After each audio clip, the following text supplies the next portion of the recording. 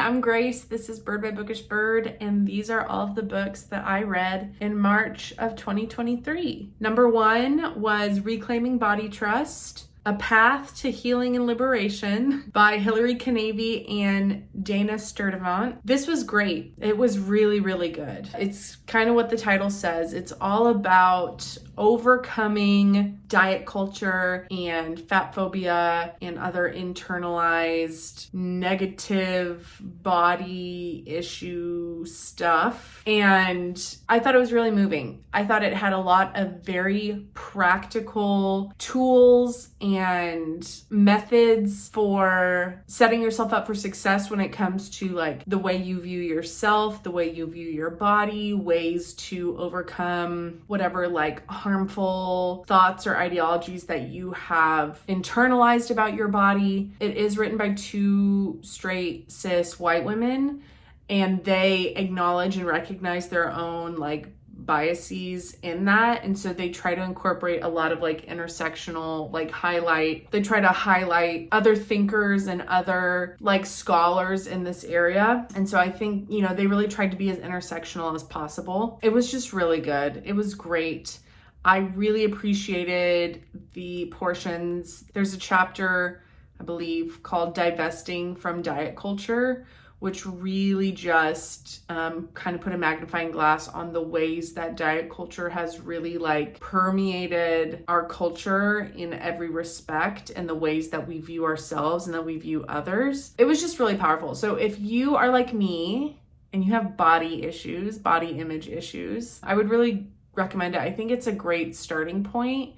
And then from this, I think there are deeper pieces of text and schools of thought that you can dig into. Off the top of my head, I think then like a follow-up book that I want to read after this is The Body Is Not an Apology by Sonia Renee Taylor. Yes, that is on my list, but I would really recommend this if you think it would be helpful. Next, I read Stone Blind by Natalie Haynes. I was underwhelmed. I really like 1,000 Ships by Natalie Haynes. I love my Greek mythology retellings, and 1,000 Ships like really hit the spot for me. I loved the women's perspective on the Trojan War. I thought it was really fresh, and this interpretation or retelling of Medusa just did none of that for me. I thought it really focused on Theseus. Is it Theseus or Perseus? Oh, I was wrong. Perseus. It focused on Perseus way more than I would have expected for like a feminist retelling of a story. It honestly like doesn't really follow.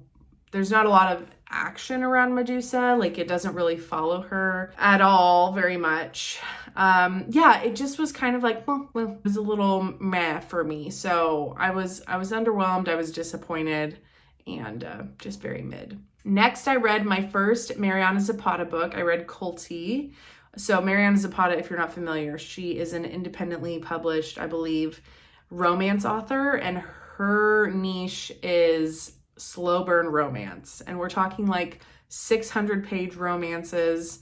In Culty, I don't think they hugged for the first time until page like 450. Like, we are talking slow burn. You are waiting for that payoff. The premise around Culty is Sal, our heroine, is a soccer player, and Culty is her new coach. But the twist is Culty was like a huge soccer player. So he was like a Messi or a Ronaldo, like a soccer superstar. And I think there's like 12 years difference between them. But when Sal was a little kid, she was like obsessed with Culty and had like a crush on him and all this stuff. And so now that he's her coach, they're like meeting in person, and eventually, with much time, spoilers, but a relationship does ensue. And when I initially finished it, I was like, that was fun, but it was kind of just like, it was just a fun romance. But honestly, I've thought about it so much since then, like it really has stuck with me. So I bumped up my rating. I think I gave it like a 4.5. after much mulling it over, because I really did enjoy it. And as long as it was, I would read it again. And I think I'm going to have to buy the book because I checked it out from the library. So yeah, if you want a slow burn, if you're not in a rush, I think you might really enjoy Kulti. It was a good time. Next, I read one of my 5-star predictions that I discovered through my 5-star audit that I did a couple months ago. And it was River of Teeth by Sarah Gailey. The premise of this one is it's like a speculative, like an alternate history, wherein in like the early, like late 1800s, it's like set in the 1800s, I think. But the American government, it's kind of funny to say, the American government has imported a mass amount of hippos into the Louisiana marshlands for an alternative source of meat. And so there are like hippo farms and hippos roaming wild, like feral hippos in the swamps. And so River of Teeth is kind of about like, it's kind of like a Western, like a Wild West, but set in the Louisiana marshlands. So like all of the characters like have a hippo that they ride, like they're cowboys. And so with that premise, which is kind of like fantastical and like a little funny, I was expecting some levity in the story, and there was almost none. It was very short. I think it would probably be classified as a novella. And it was like 200 pages of like breakneck speed, action, very like gruesome deaths, violence. I don't know. I was expecting something funner and warmer, especially because I found it through a list of found families and like the found family trope. And this was not a happy found family.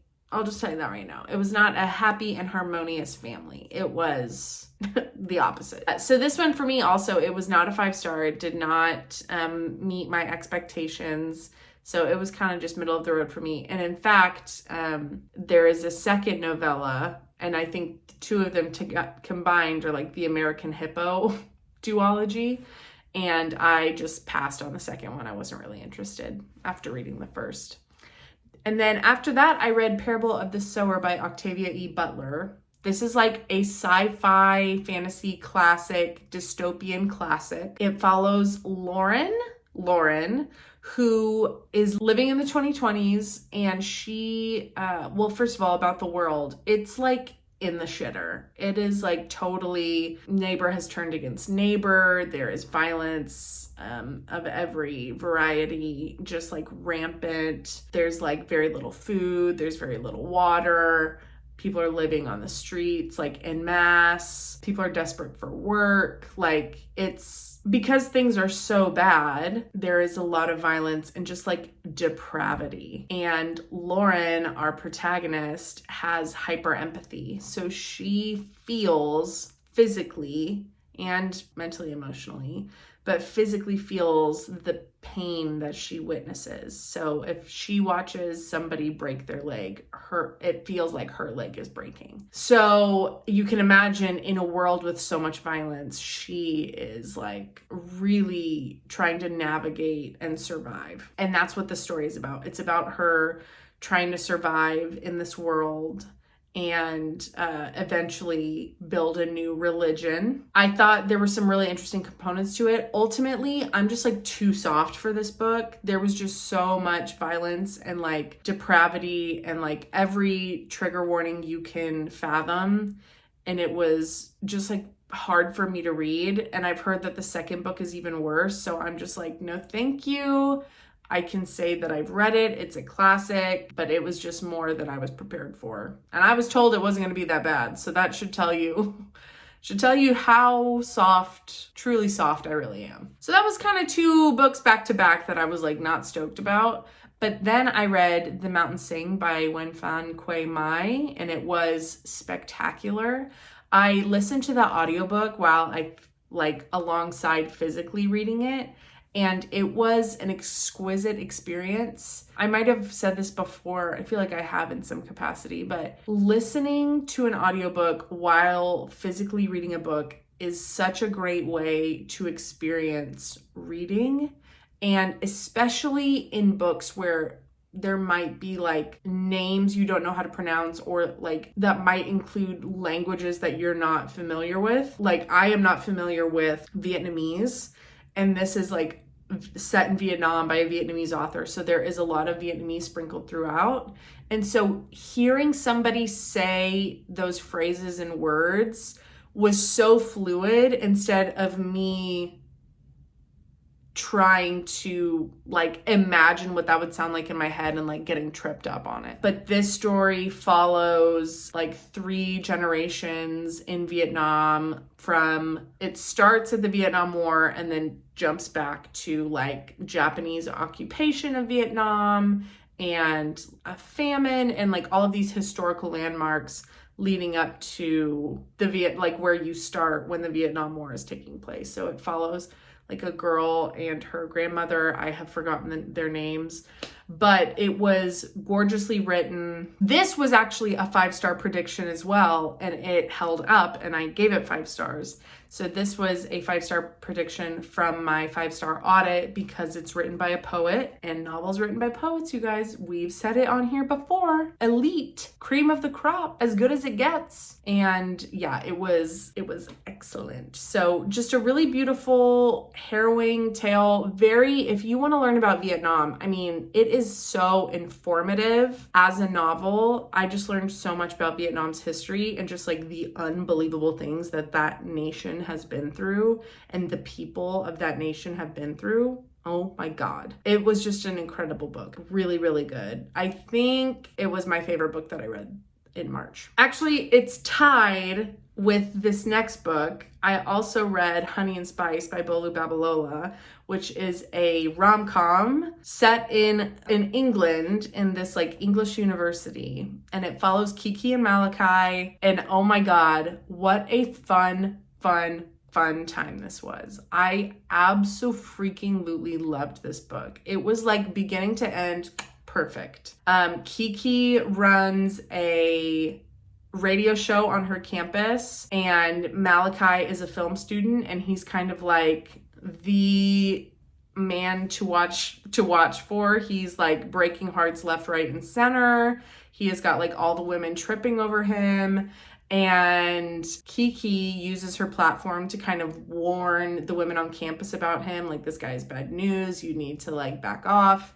And through a series of events, they start fake dating, and the rest is history. But fake dating is like my favorite romance trope. I love fake dating. So this was really fun. It really also spoke to the Black experience in England and just was so vibrant and so funny, but also so swoon worthy, and just a great time. So if you're looking for a romance, I cannot recommend this enough. Okay, then next I read another romance. I read 7 Days in June by Tia Williams, and this one was also excellent.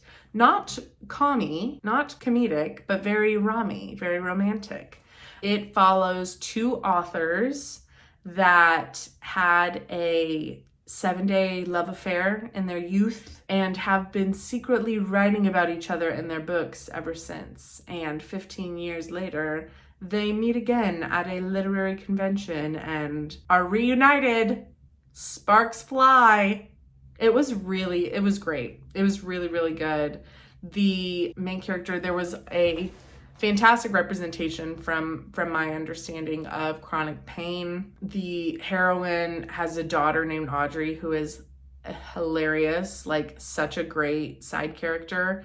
And I thought that you could really feel the chemistry of the 2 characters, the history that they share, and this just like undeniable force that like pulls them together after so many years apart. It was just like really palpable and very moving, and I thought it was great. Another, I don't know if it was a 5-star for me, but it was like so close. It was really good. And then for the Trans Rights Readathon, I read Detransition Baby by Tori Peters. An at the beginning, I was really enjoying the book because it was so messy and there were so many like complex character dynamics. And I was like, oh my God, there's so much going on here. This is so interesting. But ultimately, I just don't think it was for me. I can totally see its merits, but there was just like, I don't know, ultimately, just something about it, like I wasn't really connecting with the characters. Just there was a disconnect for me in some way. So I'm sure that a lot of people would really enjoy it. And so it is a book I would recommend if you're looking for character dynamics that are really like complex and a really interesting and unique way of investigating the trans experience and dynamics of parenthood and what does it mean to be a parent and like why are we parents? All those questions are in this book, and I think they're really interesting. And so if that sounds interesting to you, I would highly recommend. And then the last book that I read in March was Solito by Javier Zamora, and it was devastating. It was so, man, rip your heart out. It follows Javier. It's a memoir. So it's about Javier when he was a little kid. He was 9, and it tracks his migration from El Salvador to California to meet his parents, through Guatemala, through Mexico, across the desert. Oh my God. It's just like so brutal and unbelievable what people go through and endure in order to get to their loved ones, in order to make a better life for themselves, for their family. It's just like breathtaking and so harrowing. And honestly, reading the book was so powerful, but there is a section at the end that Javier writes like in present day, kind of reflecting on what it took for him to write the book and just some details that were not included in the memoir to kind of give some perspective and context after the fact. And it just had me crying. It really, really moved me. So it's a gorgeous memoir. It is so enthralling because you just want him to get to his parents. You just want him to stay safe. You want everything to be okay. And it's just really not for a long while. So I really can't recommend it enough. It's so good. And I really overall had a great reading month. 10 books, not disappointed with that. Had a couple duds, but really had like 3 to 4 to 5 like really strong reads that I loved and would absolutely read again. So really can't complain there. Not at all. So I just want to thank you for being here with me today and watching. And subscribing if you like, no pressure. I don't know, I've been kind of feeling uninspired when it comes to making videos lately. So I would love any video ideas you might have. I've done like a spring TBR, so my TBR is taken care of until June. And so I would just really I would appreciate some help on the content creation side. I do plan on doing maybe like 2 vlogs a month because I actually do really, really enjoy filming those. I just have some stuff that's been going on, and so I haven't really had time to dedicate to reading. I appreciate you. I hope you have a great day. I hope you take care of yourself. I hope you do something really nice for yourself and kind and caring for yourself today. I have myself a little cup of tea, and I'm gonna go eat a little protein bar because I'm very hungry and I need a snack. And that's something I'm doing to take care of myself. I love you, and I will see you next time. Okay, bye.